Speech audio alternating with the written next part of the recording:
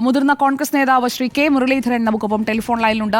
Shri K Muraleedharan, Saji Cherian ഭരണഘടനയെ അവഹേളിച്ച വിഷയത്തിൽ ഒരു തവണ രാജിവെച്ചതാണ്, അതുകൊണ്ട് ഇനിയും രാജിവെക്കേണ്ടതില്ല എന്ന തീരുമാനത്തിലേക്ക് CPIM എത്തിയിരിക്കുകയാണ്. എങ്ങനെയാണ് കോൺഗ്രസ് ഇതിനെ നോക്കിക്കാണുന്നത്? അതെ, കഴിഞ്ഞ തവണ അദ്ദേഹം രാജിവെക്കുമ്പോൾ പറഞ്ഞത് അന്വേഷണം നടക്കുമ്പോൾ ഒരു മന്ത്രിയുടെ കീഴിലുള്ള ഒരു ഉദ്യോഗസ്ഥൻ അന്വേഷിക്കുന്നത് ശരിയല്ല, അതുകൊണ്ട് അദ്ദേഹം മന്ത്രിസ്ഥാനത്ത് ഒഴിയണം എന്നാണ് അന്ന് പാർട്ടി പറഞ്ഞത്.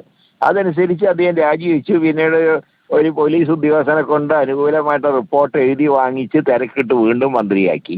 ഇപ്പൊ കോടതി പറഞ്ഞിട്ടുള്ള എന്താ, ആ അന്വേഷണം ശരിയല്ല, വീണ്ടും അന്വേഷിക്കണം എന്നാണ്. അപ്പൊ ഞങ്ങൾ ചോദിക്കുന്നത്, വീണ്ടും അന്വേഷിക്കുമ്പോൾ ഈ സജി ചെറിയാൻ അംഗമായിട്ടുള്ള ക്യാബിനറ്റിന്റെ താഴെയുള്ള ഒരു ഉദ്യോഗസ്ഥനെ അന്വേഷിക്കുക, അത് ധാർമ്മികമായിട്ട് ശരിയാണോ? അതുകൊണ്ടാണ് ഞങ്ങൾ പറയുന്നത് രാജിവെക്കണം. ഇപ്പോൾ അന്ന് രാജിവെച്ച ധാർമ്മികതയേക്കാൾ കൂടുതൽ സീരിയസ് ആണ് ഇപ്പോഴത്തെ കാര്യം. കാരണം കോടതിയാണ് അന്വേഷിക്കാൻ ആവശ്യപ്പെട്ടിട്ടുള്ളത്, മറ്റേ അധികം സ്വയം രാജിവെച്ചതാണ്. ഇന്ന് അങ്ങനെയല്ല, അന്ന് രാജിവെക്കുന്ന അതേ സാഹചര്യം വീണ്ടും നിലവിൽ വന്നിരിക്കുന്നു. അതിന്റെ ഉത്തരവാദി അദ്ദേഹമാണ്, പാർട്ടിയാണ്.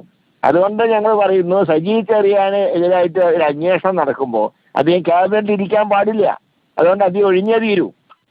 ഇപ്പോൾ പാർട്ടിയും സർക്കാരും രാജി വേണ്ട എന്ന തീരുമാനത്തിലേക്ക് എത്തിയിരിക്കുകയാണ്. എങ്ങനെയായിരിക്കും ഈ വിഷയത്തിൽ പ്രതിഷേധത്തിനിറങ്ങുമോ കോൺഗ്രസ്? ധാർമ്മികത എന്ന വാക്കിനോട് മാർക്സിസ്റ്റ് പാർട്ടി വിട പറഞ്ഞിരിക്കുന്നു. അതാണ് ഈ സംഭവത്തോടെ തെളിഞ്ഞിട്ടുള്ളത്.